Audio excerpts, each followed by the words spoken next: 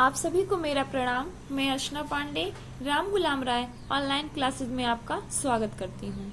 आज का मेरा टॉपिक शुद्ध उच्चारण है। आइए उच्चारण किसे कहते हैं जानते हैं। ध्वनि, व्यवस्था, बल, लय, स्वराघात, गीत और विराम का समुचित उपयोग करना ही उच्चारण या बोलना होता है। एक बार फिर से देखते हैं। ध्वनि, व्यवस्था, बल, लय, स्वराघात, गीत और विराम का समुचित उपयोग करना ही उच्चारण या बोलना होता है। भाषा के अंतर्गत व्याकरण से कहीं अधिक महत्व शुद्ध उच्चारण का है।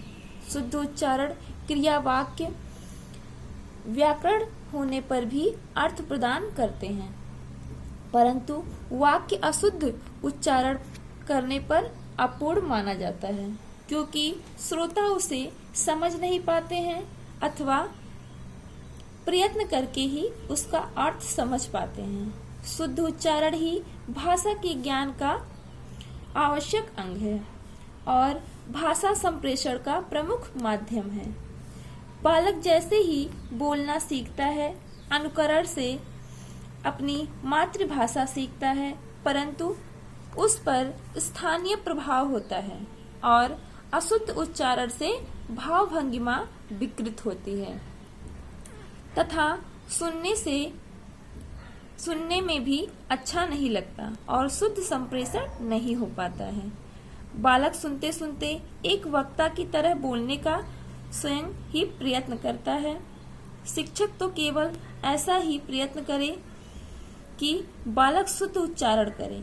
अध्यापक को चाहिए कि वह धैर्य के साथ बालक के साथ सहानुभूति रखते हुए बालक के अशुद्ध उच्चारण पर हंसी न करें, क्रोध करें, बल्कि उसे प्रोत्साहित करके उसमें सुधार कराएं। उच्चारण शिक्षण के उद्देश्य। अब आइए देखते हैं उच्चारण शिक्षण के उद्देश्य क्या है। छात्रों को हिंदी ध्वनियां, उसके उच्चारण स्थान एवं प्रयत्नों का समुचित ज्ञान कराता है। छात्रों को लय, बल, गति, आरोह, अवरोह और विराम चिन्हों व ध्वनियों आदि का समुचित ज्ञान कराता है। छात्रों को हिंदी भाषा के प्रमुख उच्चारण तत्वों का ज्ञान कराता है। अगला देखते हैं। छात्रों को हिंदी ध्वनियों के शुद्ध उच्चारण में कुशल बनाना। छात्रों को शुद्ध उच्चारण की महत्ता का ज्ञान कराना तथा उच्चारण की शुद्धता के लिए अभ्यास करने में रुचि उत्पन्न कराना। छात्र में शुद्ध उच्चारण युक्त पठन की प्रवृत्ति विकसित कराना। ये उच्चारण शिक्षण के कुछ उद्देश्य थे। अब आइए उच्चारण दोष के प्रकार। उच्चारण दोष के कितने प्रकार हैं? अनेक प्रकार हैं। जैसे वर्णमाला के उच्चारण में क, ख, ग, घ को कै, ख, ग, घ उच्चारण करते हैं कुछ लोग। शब्द के अंत में लिखते छोटी है और बोलते हैं बड़ी। मुनि, जैसे मुनि को मुनि तथा मनु को मनु बोलते हैं। स्वरागम को दोष होता है। जैसे स्कूल को स्कूल बोलते हैं, स्टेशन को स्टेशन बोलते हैं। उच्चारण दोष के प्रकार हैं ये। स्वर भक्ति का दोष होता है। जैसे श्री को सिरी तथा प्रताप को प्रताप कहते हैं। री लिखकर र पढ़ते हैं। जैसे वृक्ष को वृक्ष कहते हैं, गृह को ग्रह कहते हैं। अगला लिखते ओ बोलते हैं औ। लिखते ओ है और बोलते औ है। जैसे गौशाला को क्या बोलते हैं? गौशाला। इकारांत व उकारांत के दोष श्रीमती की जगह पे श्रीमती और पति की जगह पर पति कहते हैं। अगला चंद्रबिंदु तथा अनुस्वार का भ्रम। जैसे अश्रु को अश्रु के स्थान पर आशु बोलते हैं बहुत लोग। ड़ को न का उच्चारण करते हैं। ड़ को न का उच्चारण करते हैं। जैसे गुण को क्या कहते हैं? गुण। प्रमाण को प्रमाण, प्रणाम बोलते हैं। अधिकतर छ को छ बोलते हैं। क्षत्रिय वाले छ को छतरी वाला छ बोलते हैं। जैसे छाता, छतवा। ज्ञा को ज्ञा बोलते हैं। ज्ञा को ज्ञा बोलते हैं। अगला है शुद्ध अशुद्ध वाचन, जैसे राजयोग को राजजोग बोलते हैं। ये थे उच्चारण दोष के प्रकार। अब उच्चारण दोष के कारण। उच्चारण दोष के कारण क्या क्या है? उच्चारण दोष के अनेक कारण हैं, जैसे अशुद्ध उच्चारण। पहला, अशुद्ध उच्चारण। अशुद्ध उच्चारण से तात्पर्य है यदि शिक्षक का उच्चारण अशुद्ध होगा तो बालक का उच्चारण भी अशुद्ध होगा, क्योंकि बालक उनका अनुकरण करते हैं और वे भी अशुद्ध उच्चारण करना सीखते हैं। ये थे अशुद्ध उच्चारण। अब आइए दूसरा देखते हैं, शारीरिक दोष। शारीरिक दोष के अंतर्गत जिन बालकों में कोई भी शारीरिक दोष होता है वे भी इस दोष से ग्रसित होते हैं। बालक का वाचन दोष या उसकी अनभिज्ञता को शुद्ध उच्चारण का कारण होता है और हकलाने के कारण शुद्ध उच्चारण नहीं हो सकता है। अगला तीसरा क्या है? दीन भावना। दीन भावना से तात्पर्य जो बालक किसी कारणवश हीन भावनाओं के शिकार होते हैं वे भी अशुद्ध उच्चारण नहीं कर पाते हैं। वे अशुद्ध उच्चारण नहीं कर पाते हैं। चौथा, भय।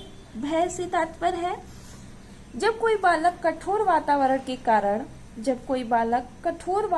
के कारण भयभीत रहते हैं। भय के कारण बालक शब्दों का उच्चारण नहीं कर पाते हैं, शब्दों का शुद्ध उच्चारण नहीं कर पाते हैं। पांचवा क्या है? शर्मीला स्वभाव। शर्मीला स्वभाव से तात्पर्य कुछ बालकों का स्वभाव शर्मीला होता है, वे संकोचवश भी शब्दों का शुद्ध उच्चारण नहीं कर पाते हैं। वे संकोचवश किसी भी शब्दों का उच्चारण शुद्ध नहीं कर पाते हैं। उनके वाचन में अवरोध हो जाता है और उनके वाचन में बाधा आ जाती है। अगला है छठवां, अज्ञानता। अज्ञानता क्या है? अज्ञानता के कारण उच्चारण दोष आ जाता है। उन्हें उच्चारण को सुनने का अवसर ही नहीं मिला, जिससे वे शुद्ध उच्चारण नहीं कर पाते हैं। उच्चारण तत्वों का ज्ञान का अभाव। इसमें क्या है? उच्चारण तत्वों के ज्ञान का अभाव के अंतर्गत छात्रों को उच्चारण तत्वों का ध्वनि व्यवस्था, लय, स्वराघात, गति, विराम आदि का समुचित ज्ञान नहीं होता है। इससे छात्र अशुद्ध उच्चारण करते हैं। जैसे 99 को 99 पढ़ते हैं, 43 को 43 या 43 बोलने की गलतियां करते हैं। अब आइए 8वां देखते हैं, व्यक्तिगत कारण क्या है? व्यक्तिगत कारण के अंतर्गत बहुत से बालक नाक में बोलते हैं और कुछ हकलाकर बोलते हैं। इस प्रकार के दोष ध्वनि यंत्रों के विकार के कारण भी उपस्थित होते हैं। कई बार बालक अज्ञानवश सही उच्चारण नहीं कर पाता है, वह तो केवल लय के अनुसार उच्चारण करता है। अगला है 9वां और लास्ट पॉइंट है, उचित शिक्षा व शिक्षण का अभाव। इसके अंतर्गत कभी कभी बालक उचित शिक्षा व शिक्षण न मिल पाने के कारण भी अशुद्ध उच्चारण करते हैं। ये थे उच्चारण दोष के कारण। अब आते हैं उच्चारण संबंधी दोष दूर करने के उपाय। इसके अंतर्गत पहला देखते हैं, वाचन का अभ्यास करवाकर छात्रों के उच्चारण को शुद्ध करवाया जा सकता है। प्राथमिक कक्षाओं में तो यह विधि सर्वथा उपयुक्त है। वाचन द्वारा छात्रों के उच्चारण में कई सुधार किए जा सकते हैं। पहला क्या सुधार होता है? वाचन द्वारा बालकों को भावानुसार आरोह अवरोह व लय के साथ पढ़ने का अभ्यास कराया जा सकता है। आक्षरिक खंड करके शब्द उच्चारण करवाकर उच्चारण दोष दूर कर सकते हैं। अगला, कक्षा में सस्वर वाचन करवाकर उच्चारण कर पढ़ने में सुधार किया जा सकता है। शिक्षक द्वारा कठिन शब्द या वाक्यों का स्वयं शुद्ध उच्चारण कर बालकों से शुद्ध उच्चारण करवाकर बार बार आवृत्ति करवाकर अशुद्धि दूर की जा सकती है। अगला है, उच्चारण के स्थान को चित्र या फिल्म स्क्रिप्ट द्वारा प्रदर्शित करके सही उच्चारण कर अभ्यास देकर शुद्धता लाई जा सकती है। बालकों से टेप रिकॉर्डर, ग्रामोफोन, रेडियो आदि के साथ उच्चारण करवाकर उच्चारण में सुधार किया जा सकता है। अब ये थे उच्चारण संबंधी दोष के कुछ दूर करने के उपाय। अब आज का मेरा वीडियो शुद्ध उच्चारण यही समाप्त होता है।